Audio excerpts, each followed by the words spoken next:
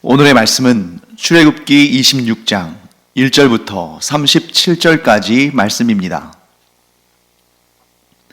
너는 성막을 만들되 가늘게 꼰 배실과 청색, 자색, 홍색 실로 그룹을 정교하게 수놓은 10폭의 휘장을 만들지니 매 폭의 길이는 28규빗, 너비는 4규빗으로 각 폭의 장단을 갖게 하고 그 휘장 5폭을 서로 연결하며 다른 5폭도 서로 연결하고 그 휘장을 이을 끝폭 가에 청색 고를 만들며 이어질 다른 끝폭 가에도 그와 같이 하고 휘장 끝폭 가에 고 50개를 달며 다른 휘장 끝폭 가에도 고 50개를 달고 그 고들을 서로 마주보게 하고 금 갈고리 50개를 만들고 그 갈고리로 휘장을 연결하여 한 성막을 이룰지며 그 성막을 덮는 막, 곧 휘장을 염소털로 만들되 11폭을 만들지며 각 폭의 길이는 30규빗, 너비는 4규빗으로 11폭의 길이를 갖게 하고 그 휘장 5폭을 서로 연결하며 또 6폭을 서로 연결하고 그 6째 폭 절반은 성막 전면에 접어 들이우고 휘장을 이을 끝폭가에 고 50개를 달며 다른 이을 끝폭가에도 고 50개를 달고 놋 갈고리 50개를 만들고 그 갈고리로 그 고를 꿰어 연결하여 한 막이 되게 하고 그 막 곧 휘장의 그 나머지 반폭은 성막 뒤에 늘어뜨리고 막 곧 휘장의 길이에 남은 것은 이쪽에 1규빗 저쪽에 1규빗씩 성막 좌우 양쪽에 덮어 늘어뜨리고 붉은 물 들인 순양의 가죽으로 막의 덮개를 만들고 해달의 가죽으로 그 윗덮개를 만들지니라. 너는 조각목으로 성막을 위하여 널판을 만들어 세우되 각 판의 길이는 10규빗, 너비는 1규빗 반으로 하고 각 판에 2촉씩 내어 서로 연결하게 하되 너는 성막 널판을 다 그와 같이 하라. 너는 성막을 위하여 널판을 만들되 남쪽을 위하여 널판 20개를 만들고 20널판 아래에 은받침 40개를 만들지니 이쪽 널판 아래에도 그 2촉을 위하여 2받침을 만들고 저쪽 널판 아래에도 그 2촉을 위하여 2받침을 만들지며 성막 다른 쪽 곧 그 북쪽을 위하여도 널판 20개로 하고 은받침 40개를 이쪽 널판 아래에도 2받침 저쪽 널판 아래에도 2받침으로 하며 성막 뒤 곧 그 서쪽을 위하여는 널판 6개를 만들고 성막 뒤 2 모퉁이 쪽을 위하여는 널판 2개를 만들되 아래에서부터 위까지 각기 2겹 두께로 하여 윗꼬리에 이르게 하고 2 모퉁이 쪽을 다 그리하며 그 8널판에는 은받침이 16이니 이쪽 판 아래에도 2받침이요 저쪽 판 아래에도 2받침이니라. 너는 조각목으로 띠를 만들지니 성막 이쪽 널판을 위하여 5개요 성막 저쪽 널판을 위하여 5개요 성막 뒤 곧 서쪽 널판을 위하여 5개이며 널판 가운데 있는 중간 띠는 이 끝에서 저 끝에 미치게 하고 그 널판들을 금으로 싸고 그 널판들의 띠를 꿰 금고리를 만들고 그 띠를 금으로 싸라. 너는 산에서 보인 양식대로 성막을 세울지니라. 너는 청색, 자색, 홍색 실과 가늘게 꼰 배실로 짜서 휘장을 만들고 그 위에 그룹들을 정교하게 수놓아서 금 갈고리를 내 기둥 위에 늘어뜨리되 그 내 기둥을 조각목으로 만들고 금으로 싸서 내 은받침 위에 둘지며 그 휘장을 갈고리 아래에 늘어뜨린 후에 증거궤를 그 휘장 안에 들여 놓으라. 그 휘장이 너희를 위하여 성소와 지성소를 구분하리라.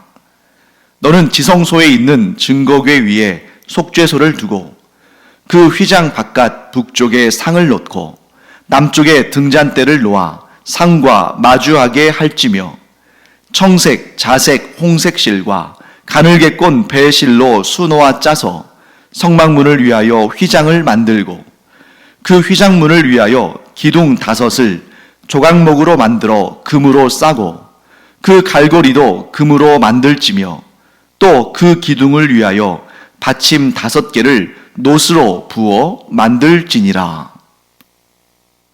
네, 오늘은 우리가 출애굽기 26장 본문을 읽었습니다. 어제 읽은 본문보다 양도 더 많고 내용도 더 어렵죠. 어제 우리가 본 본문에서는 진설병 상과 등잔대, 곧 성소 안에 놓여지는 거룩한 그런 기구들, 그 이야기를 우리가 살펴보았는데요. 오늘은 성막을 짓는, 곧 이런 성소가 있고 지성소가 있고 또 성소와 지성소 사이에 또 휘장이 있고 한 그 성막을 짓는 방법에 대해서 하나님께서 말씀하십니다. 어제 제가 말씀드린 것처럼 문자로만 기록되어 있기 때문에 우리가 구체적인 모양, 구체적인 형상에 대해서는 추측만 할 뿐, 아무리 이 분야에 대해서 많이 공부하고 권위자라 할지라도 그가 그리는 이 성소의 모습이, 또 성막의 모습이, 그것이 진정 3500년 전에 지어진 그 성막 원본의 모습이다 라고 말할 수 없다. 아무도 내가 정확히 이 성소의 모습을 내가 그렸다, 이것이 맞다 할 수 있는 사람은 아무도 없다고 그랬죠. 모두 추측할 뿐입니다. 그렇기 때문에 우리가 이제 성막, 성소, 지성소, 언약궤, 또 성전, 이러한 내용들이 나오는 본문들을 볼 때에 우리가 추론을 할 수 있죠. 추측할 수 있습니다. 내 상상 속에 그려볼 수도 있죠. 하지만 내 생각이 완전히 옳을 수는 없다. 또한 다른 사람들이 말하는 것도 완전히 옳을 수는 없다. 하나님만 아시겠죠? 그리고 우리가 나중에 천국에 가면 하나님께 여쭤볼 수 있을 겁니다. 하나님께서 보여주기도 하시겠죠? 하지만 지금은 우리가 추측할 뿐이고, 그래서 그런 외형적인 것에 집중하기보다는 성전과 성소와 그 안에 있는 모든 기구들과 또한 그 모든 예식들, 그 안에 담긴 의미를 우리가 발견하고 그 의미를 마음에 새기는 것이 중요하지, 이런 외형적인 것은 최대한 원본에 가깝게 갈 수는 있지만 우리가 이것이다 라고 말하기는 어렵다 하는 것입니다. 자, 먼저 성막을 만드는 기본 재료에 대해서, 또 어떻게 만들 것인지에 대해서 하나님께서는 이렇게 말씀하십니다. 자, 오늘 본문의 1절 말씀이죠. 너는 성막을 만들되 가늘게 꼰 배실과 청색, 자색, 홍색 실로 그룹을 정교하게 수놓은 10폭의 휘장을 만들지니, 이렇게 되어 있는데요. 자, 이제 앞으로 계속 반복해서 나올 내용이니까 우리가 알아두고 다음에 또 이런 본문을 만나면 훨씬 더 쉽게 이해할 수 있겠죠. 일단 성전 혹은 성막, 이러한 것을 제작할 때에 가늘게 꼰 배실, 청색, 자색, 홍색 실, 자, 이러한 내용이 나오면 당대에 구할 수 있는 가장 고급스럽고 가장 뛰어난 기술이 들어간 최고의 재료들이구나, 이렇게 이해하시면 되겠습니다. 그리고 나중에 이제 성전을 만들 때나 이럴 때에는 여기 가늘게 꼰 배실, 청색, 홍색, 자색실, 이 외에도 금으로 만든 실, 금실, 이런 개념들도 나옵니다만, 일단 지금 이 광야에서 어디에서 이렇게 구하기 힘든 재료들을 구할 수 있겠어요? 그러니까 그들이 할 수 있는 최선의 노력을 다해서 구한 것인데, 자, 여기에서 이 성막을 만들기 위해서 백성들이 가져온 재료들은 사실은 하나님께서 이미 다 예비해 주신 것들입니다. 어디에서요? 애굽에서부터. 자, 지금 광야에서 어디에서 이런 것들을 구하겠어요?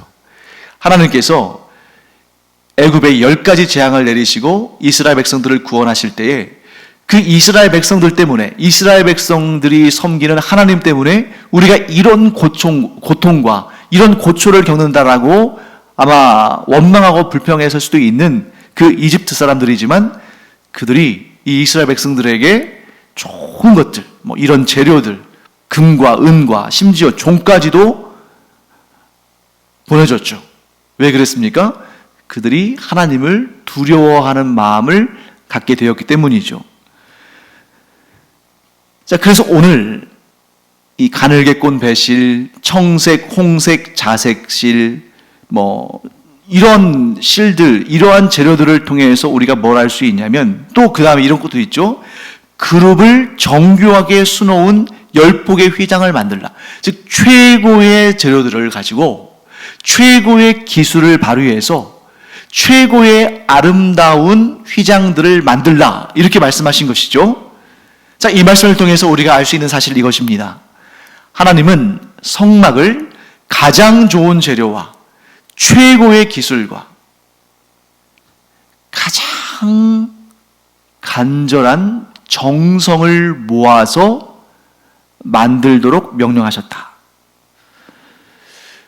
사실 여러분, 우리가 뭐 해외여행을 간다든지 혹은 세계 문화 유산들에 대한 그러한 뭐 사진 자료나 또 동영상 학습 그런 자료들이나 이런 것들을 볼 때 우리가 잘 알 수 있는 사실입니다만, 인류의 역사상 지금 우리가 볼 수 있는 그런 예술품들, 그러한 뭐 조각품이랄지 그림이랄지 건축물이랄지 이러한 것들을, 우리가 이런 역사적인 유물들을 볼 때에 가장 정교하고 가장 값비싸고 가장 웅장하며 가장 아름다운 유물들은 대부분 종교적인 의미를 담은 유물들이다 하는 것을 알 수 있습니다.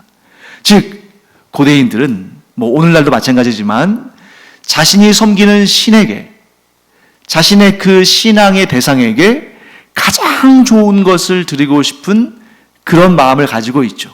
그것이 바로 종교심이고, 비록 그 종교심의 대상이 하나님이 아닌 잘못된 그런 가짜 신들, 우상신들을 향하고 있어서 문제지, 그 신을 향한 가장 좋은 것을 바치고자 하는 마음 자체는 하나님께서 담아놓으신 그런 인간의 기본적인 본성 가운데 하나다 하는 것을 알 수 있습니다. 자, 그렇다면 하나님께서는 왜 이 성막을 지으면서, 그것도 광야에서 이 성막을 짓고 있는데 가장 좋은 재료를 가지고 가장 그 당대에 뛰어난 기술을 가지고 가장 정성 들여서 이 성막을 만들려고 하셨을까? 그 이유는 무엇일까? 저는 이렇게 생각합니다.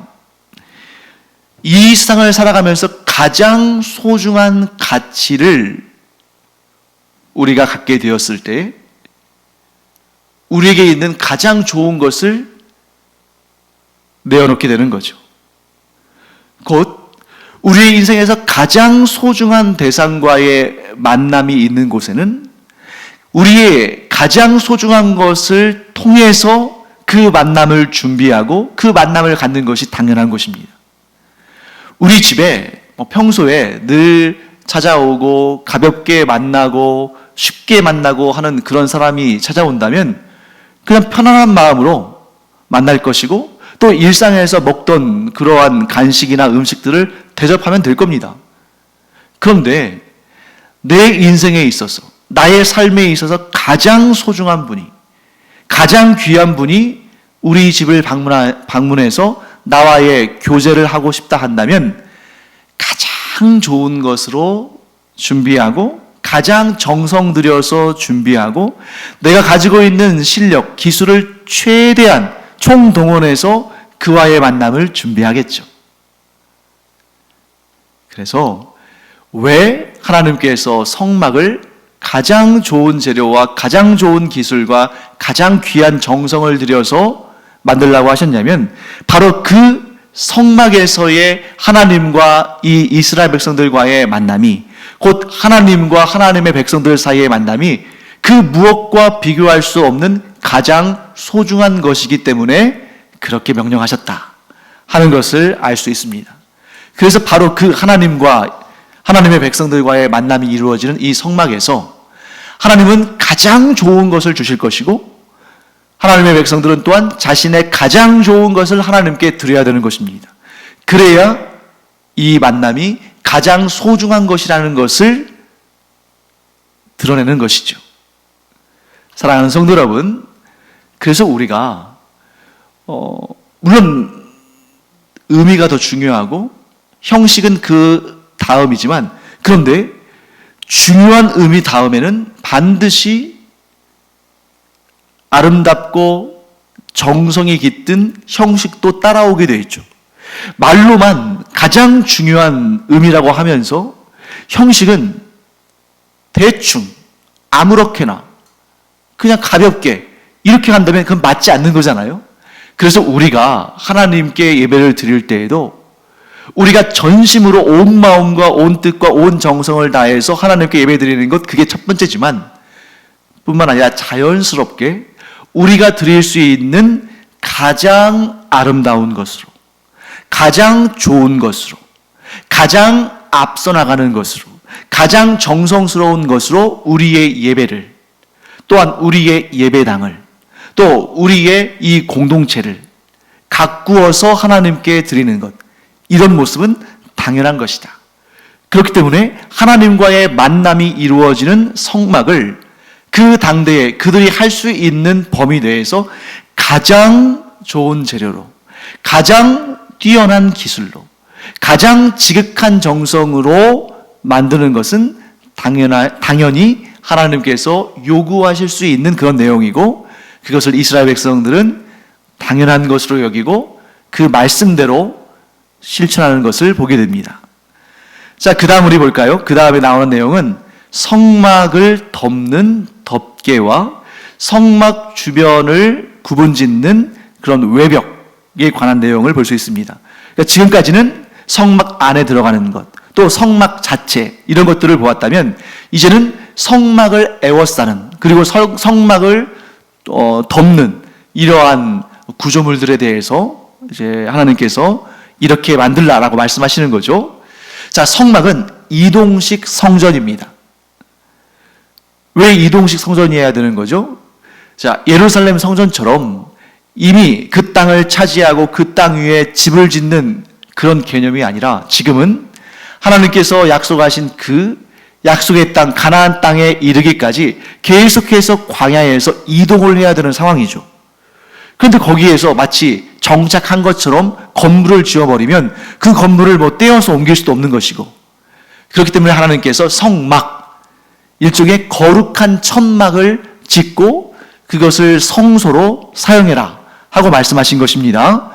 그렇기 때문에 성막은 기본적으로 천막의 형태와 또 이렇게 어떻게 보면 조립식으로 한 다음에 나중에 뜯어서 옮길 수 있는 그런 형태와 그런 소재로 만들어지게 되는 것이죠. 이렇게 이제 이동을 하게 될 때에 그것을 또 분해해서 천막 같은 경우는 돌돌 말아서, 또 구조물들 같은 경우에는 채를 꿰가지고 그것을 짊어지고 이렇게 움직여야 되는데, 그 중에 이제 가장 부피가 큰 것들을 두 가지를 꼽자면 성막을 덮는 덮개와 성막을 에워싸는 그러한 어떤 벽이라고 할 수 있죠. 자, 이 두 가지에 대해서 설명을 합니다. 성막의 덮개는 4겹으로 되어 있습니다. 4중 덮개로 되어 있다는 거죠. 굉장히 튼튼하겠죠. 하나만 덮는 것보다 4겹으로 덮는다면 그만큼 튼튼하고 그만큼 또 어떻게 보면 좀 질기고 또 물에 대한 피해, 바람에 대한 피해, 이런 것들을 막을 수가 있겠죠. 가장 안쪽 면, 곧 성소와 지성소에서 보이는 그 가장 안쪽 면의 소재는 그러니까 패브릭이고, 그런 천을 이제 오늘 본문에서는 휘장이라고 표현하죠. 그래서 휘장, 그러면 이건 천이다 하는 것인데요. 그냥 천이 아니라 가장 값비싸고 가장 부드럽고 가장 좋은 천을 사용하는데 그것을 10폭의 휘장을 사용해서 이 성막의 안쪽 면을 덮게 했습니다. 그리고 그 위에, 이 휘장 위에 정교하게, 그 휘장은 이 성소와 지성소에서 보이는 부분이기 때문에 거기에는 아주 좋은 천에다가 아주 정교하게 그룹, 곧 하나님을 모시는 천사들을 수놓았어요. 이 안쪽 면에서는 그게 보이는 겁니다. 그래서 성소와 지성소에서는, 성소와 지성소에서 보이는 면은 뭐 위든지 옆면이든지 이 보이는 면은 그룹들이 수놓아진 아주 좋은 천으로 되어 있는 겁니다. 그럼 그 천 위에는 뭐가 있느냐? 자, 11폭의 염소털로 덮었습니다. 뭐 염소털을 막 그냥 얼기설기 한 것이 아니라 염소털을 잘 마감해서 잘 이어서 마치 천처럼, 그런데 이건 천은 아니죠. 천은 좀 더 얇고 부드럽다면 염소털은 그것보다는 조금 더 두껍고 또 질기고 강하겠죠. 또 보온의 효과도 있을 거고요. 이 염소털을 그 위에 씌웁니다. 그리고 그 위에는 붉은 물을 들인, 즉 붉게 염색한 수양의 가죽을 덮습니다. 자, 어떤 느낌이 들어요? 안에서 밖으로 나갈수록 거칠고 질기고 두껍고 내구성이 있는 소재들로 이루어지고 있죠. 그래서 천, 패브릭, 그 위에 염소털, 그 위에 붉게 물들인 수양의 가죽, 그리고 맨 마지막에 가장 바깥쪽, 즉 노출되어 있는, 외부에 노출되어 있는 그 면은 무엇으로 덮냐면 해달의 가죽으로 덮습니다. 자, 해달이 어떤 짐승입니까? 물에서 생활하는, 물에서 뭐 물고기도 잡아먹고 또 하는 그러한 짐승 아닙니까? 그렇기 때문에 기본적으로 그의 대부분의 시간을 물속에서 보내기 때문에 해달의 가죽은 방수성이 굉장히 높겠죠. 자, 왜 해달의 가죽을 씌웠을까요? 물론 광야이기 때문에 비가 많이 오지는 않습니다. 하지만 이 광야는 일교차가 심하기 때문에 낮에는 40도 넘는 온도였다가 아침에는 때로는 영하로 떨어질 때도 있다는 거죠. 그러다 보니까 일교차가 심하면 아침에 일어나면 뭐가 있겠어요? 이슬이 맺히겠죠.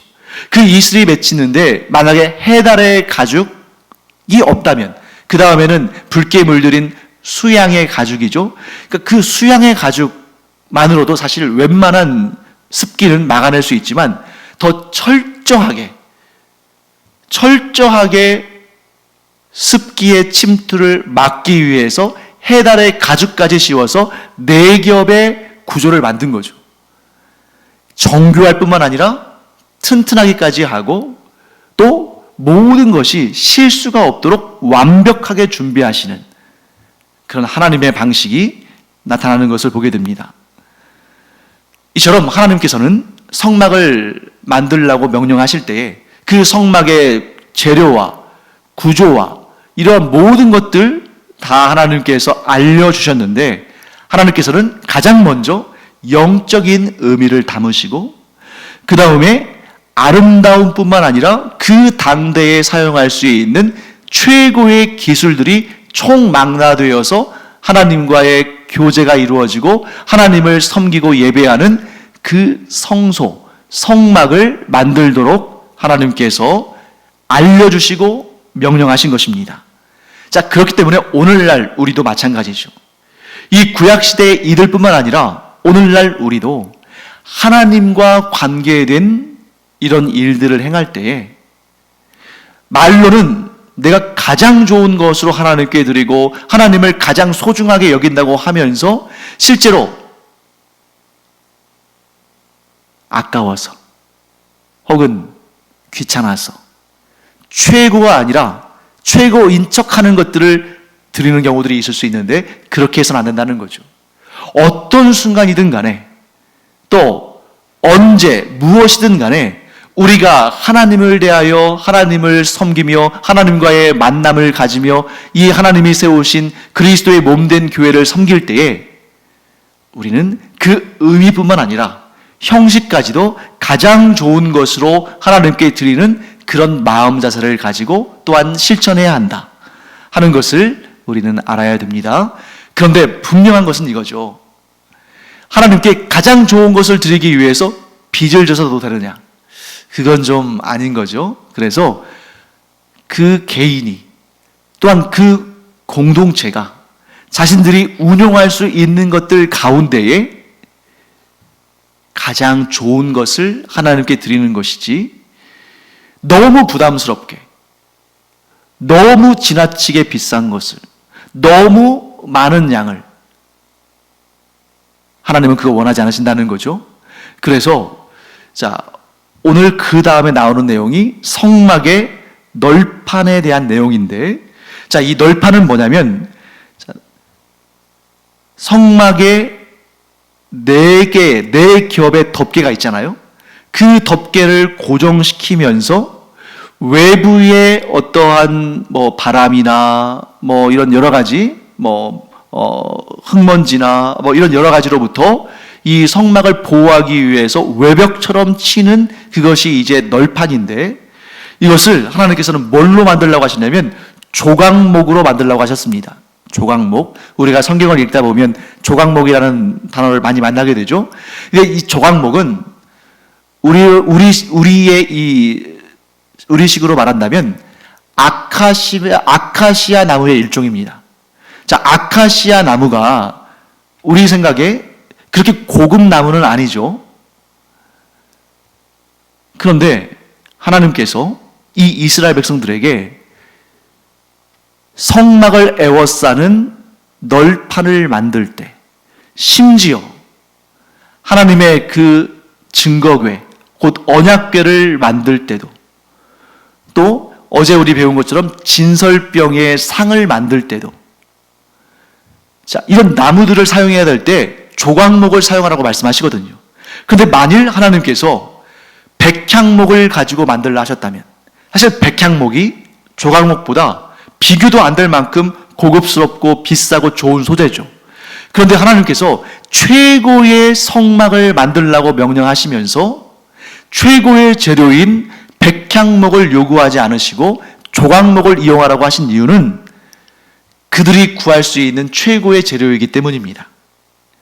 나중에 솔로몬 때에 예루살렘 성전을 지을 때에는, 그때는 백향목을 많이 사용하죠. 왜 그럴까요?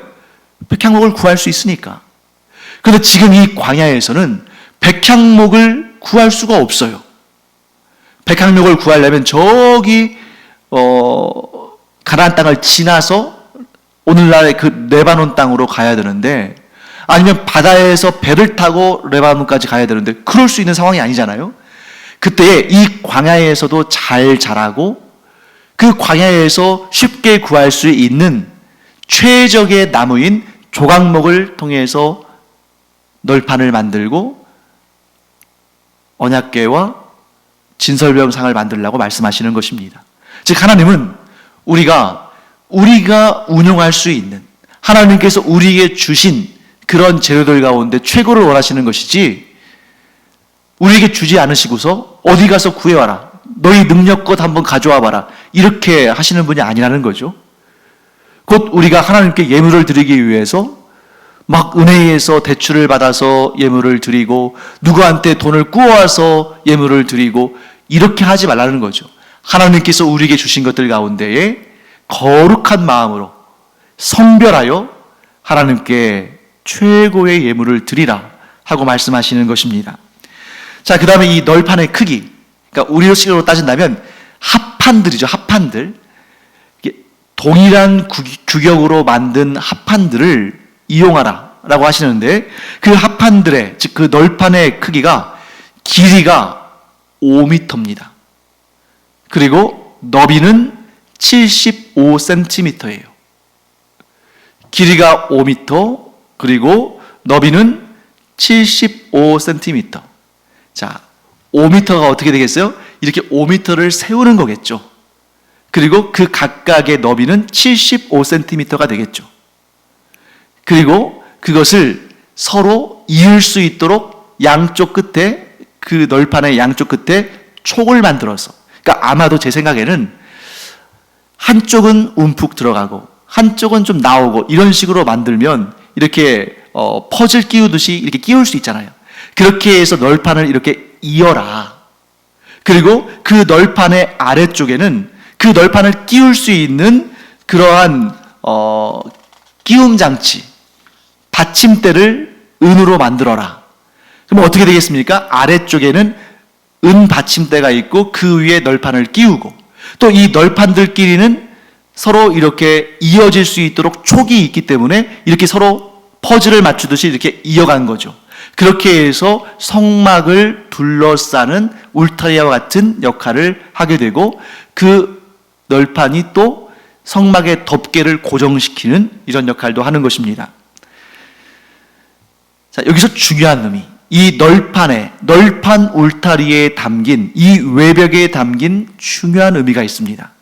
자, 작은 쪽 널판들이 서로 연결되어서 하나로 이어지게 되어 있죠.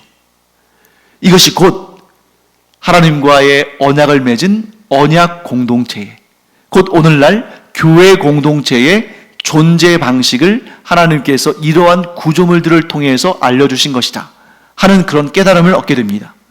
자, 공동체라는 것은 무엇입니까? 한 사람만, 널판 하나만 튼튼하고 잘 서 있다고 되는 게 아니죠. 공동체는 각각의 지체들이 서로 연결되고 손을 잡고 지탱하고 서로 세워주고 붙들어주고 덮어주고 이렇게 연결될 때에 그 공동체가 견고하게 세워지는 것입니다. 그래서 사도 바울은 이 원리를 이렇게 설명하죠. 에베소서 2장 21절과 22절 말씀입니다. 그의 안에서 건물마다 서로 연결하여 주 안에서 성전이 되어가고 너희도 성령 안에서 하나님이 거하실 처소가 되기 위하여 그리스도 예수 안에서 함께 지어져 가느니라. 자, 우리는 하나님께서 거하실 처소입니다. 지금 이 출애굽기 26장에 성막에 대해서 나오듯이 성막 안에 하나님께서 거하신다고 하셨잖아요. 그런 것처럼 우리가 성막이어서 하나님께서 우리 안에 거하시는데, 그때 우리는 마치 이 널판과 같아서 성도들이 서로 이어지고, 그래서 함께 지어져 가고 함께 성장하고 함께 성숙하고 함께 하나가 되므로 우리가 교회 공동체를 이루고 이 교회 공동체 안에 하나님께서 거하신다. 그래서 우리는 예수 그리스도 안에서 지어져 가고 이렇게 지어져 간 우리 안에 하나님이 거하신다 하는 그런 아주 중요한 원리를 사도 바울이 에베소서 2장 21절에서 21절과 22절에서 말씀하는데, 이 말을, 이 가르침을 줄 때 제 생각에는 사도 바울이 이 성막을 지을 때에 널판들이 서로 이어지고 연결되는 이 장면을 머릿속에 그리면서 이 말씀을 전하지 않았을까 하고 생각을 하게 됩니다. 사랑하는 성도 여러분, 우리가 각각 예수 잘 믿고 각각 하나님 잘 섬기고 각각 신앙생활 잘하면 된다, 그런 마음 가질 수 있습니다. 그런데 그것은 시작은 그렇게 할지언정 그것이 우리 자신을 온전히 성장시키고 하나님께서 기뻐하시는 교회 공동체를 이루는 데는 옳지 않은 말이다. 교회란, 하나님께서 기뻐하시는 언약의 공동체라는 것은 성도들이 함께 서로 이어지고 서로 붙들어주고 서로 쓰러지지 않도록 지탱해주고 서로 하나가 되어서 함께 성장하고 함께 하나님을 섬기고 함께 이루어져 가는 곳이 바로 교회 공동체다. 이 사실을 우리가 깨닫고 기도할 때도 나만을 위해서 기도하는 것이 아니라 성도들을 위해서 함께 기도하고, 또한 나 혼자 신앙생활 잘하면 된다고 나 하나만 관심 갖는 것이 아니라 주변의 성도들, 어려운 가운데 있는 성도들, 시험 받고 있는 성도들, 믿음의 시련 가운데 있는 성도들을 도와주고 일으켜주고, 또 내가 그런 상황에 있으면 또 성도들을 통해서 도움을 받으면서 서로 함께 이어져서 성장하는 것이 하나님께서 기뻐하시는 공동체의 모습이다 하는 것을 우리가 꼭 기억하고, 나는 이 공동체의 일원이며 또한 나를 통해서 이 공동체가 서로 하나로 연결되도록 우리가 힘쓰고 기도하고 노력하기 바랍니다. 기도하겠습니다. 하나님 감사합니다. 성막을 에워싼 널판들이 서로 이어지고 연결되어서 하나의 벽을 이루고 성소를 이루는 것처럼, 하나님, 저희 곧 예수 그리스도를 믿는 우리 모든 성도들이 나 혼자 신앙생활 잘하면 된다는 그런 생각을 버리고 나와 나의 형제자매들 곧 성도들이 함께 하나 되어 아름다운 성도의 공동체, 아름다운 교회 공동체를 이루어가는, 그래서 하나님의 마음을 기쁘시게 하는, 하나님께 칭찬받고 복을 받는 그런 교회를 이루게 하여 주시옵소서. 감사드리며 예수님의 이름으로 축복하며 기도합니다. 아멘.